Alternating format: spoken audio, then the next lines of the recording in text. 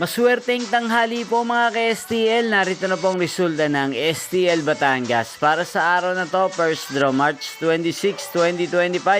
Araw ng Miyerkules. Naway ang mga natayaan niyo pong mga numero kanina ay manalo nawa ngayong tanghaling ito, 12 PM. Kaya kunin niyo na po ang inyong mga tickets. Narito na po ang resulta.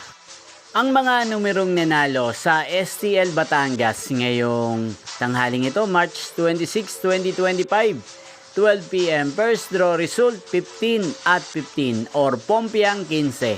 Sa lahat po ng tumaya kanina sa STL Batangas para sa first draw ng 15 at 15 or Pompiang 15, congrats po sa inyo, panalo po kayo. At ngayong tanghaling ito sa STL Batangas, atin pong i-shoutout si Ate Osel ng Batangas.